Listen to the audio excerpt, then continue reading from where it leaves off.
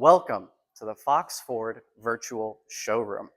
Hopefully you're here because you're looking at a vehicle on our website and you clicked the link to learn more information. On this channel, we do reviews of new models as well as dive into the deeper details of specific units on our lot. That said, nothing beats putting your butt in the seat, getting in gear, and hearing the roar of the engine yourself. So come on down to Fox Ford and drive home in your dream car today.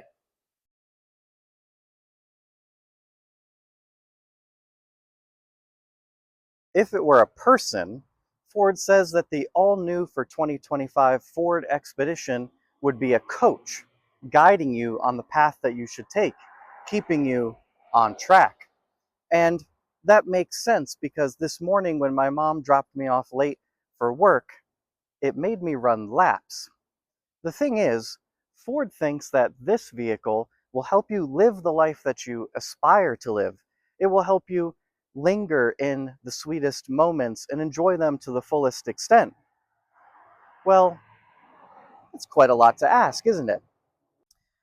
The expedition puts the preeminence on what's most important, which for you is probably the people sitting back here. In this configuration, we have two noble captain's chairs with some very nice armrests and this very long center aisle. You can also spec this vehicle with a bench seat here, although getting into the rear might be a little bit more difficult. It's more than comfortable enough back here. These seats are adjustable so that all 7 potential occupants have room for their legs and their body. And I believe these rear seats even recline. That is, of course, assuming you haven't already filled the large cargo area with ukuleles, extra underwear, and a suitcase just for your assorted charging cables. Now, speaking about that cargo area, in the max configuration of Expedition, you get an extra foot of space back there, which is really handy. And I think you're going to enjoy a lot of the features that I'm going to show you back there. Out back, the fun and features continue with this very clever split tailgate system. With a push of a button, I can raise the upper half of the rear tailgate and have access to all of my things without having to worry about my 37 unmatched flip-flops falling out as soon as I open the tailgate. Once I've organized everything and I'm ready, I just push another button and the more traditional tailgate lowers down here. What Ford is really proud of this year is this cargo management system. It's an optional extra, which unfortunately this unit doesn't have. What it is, though, is a panel that can sit on some brackets in here and divide your things from top to bottom. So you have a parcel shelf that can sit here. You could put things on top and keep it from mixing with your items on the bottom. However, that's not all it can do. It can also be turned down into a table. There's legs that pop out, fold down, and I've heard that it can hold up to 600 pounds worth of s'mores and spam. Furthermore, once you're at little Timmy's soccer game, you can fold that panel up and it becomes a backrest, giving you a sense of imperiousness as you watch the ball go in the wrong goal again. In all seriousness, though, there is 120 and 12-volt hookups back here, which is really handy. You could legitimately use this vehicle as a station to make breakfast and coffee or burgers and hot dogs while you're camping out. There's even little lights here in the tailgate so that as time goes on and the sun starts to go down, you can still enjoy your time with your family. Ford's goal is that you linger longer. That is their word. And I think that you could really do that. This makes a great station for a little party. If for some reason you can't fit all of your earthly belongings into the cargo area of the Expedition, you'll find that it's actually a very capable hauler as well. Two-wheel drive variants will haul up to 6,300 pounds, while the four-wheel drive variants like this one can hold up to 9,600 pounds. Now the hitch is actually secluded away by a little black panel, which is really nice. It was extremely easy to remove, making access to the hitch really easy. On the inside, there's a ton of technology to help you tow. First of all, there's a really neat checklist which shows you how to hook up your trailer if you're unfamiliar with that or unconfident. But there's also trailer sway, backup assist, and a 360-degree camera, making sure that you keep everything in line. Not unlike the coach that Ford says it is, then. Providing the power to haul 9,600 pounds is a twin turbocharged 3.5-liter V6 engine, very similar to the 3.5-liter twin turbocharged V6 engine in the Ford GT supercar. I won't tell your friends that the engine in your car is the same as that in the Le Mans winning Ford GT, but you can certainly do that. Power is sent to the wheels via a 10-speed gearbox, so you won't be waiting around for the power, and things are kept in line with independent suspension, front and rear, as well as the option for continuous control damping. And it's not really that bad on gas either. Depending on the engine option that you have, you might get between 17 and 19 miles per gallon combined, and that's better than a General Dynamics M1 Abrams main battle tank.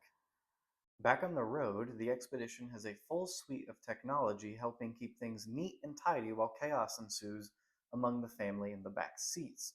There's adaptive cruise control, speed limit assist, a lane keeping system, pre collision assist, blind spot information, and even an alarm to perk you up if the vehicle thinks you've gone inattentive. If you subscribe to it, Ford's Blue Cruise will even let you relax on long highway drives by taking over steering and speed control in approved zones. Ford has decided to go very minimal with the dash layout and steering wheel. Let's begin with the wheel. It's what many people refer to as a squircle, and it's fairly polarizing, but I think you'd get used to it. You'll notice these capacitive pads on the steering wheel. They operate like the touch pad on a laptop. You engage them by pressing a button in the middle of the pad. A menu then appears on the dashboard display. You can then navigate the menu by swiping a finger or thumb on the capacitive pad itself and select different options by pushing on the pad just like you would click on a laptop. There's a large screen in place of old school gauges and dials. It shows information about the engine, tire pressure, off-road status, towing, and weather. In the center of the dash, there's another panoramic display. This one controls your heating, cooling, vehicle settings, and the plethora of available apps.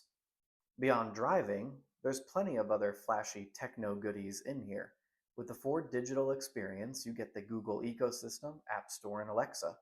You have the option to subscribe to the Ford connectivity package, and the Expedition will produce a 5G Wi Fi hotspot. Conspiracy theorists run away.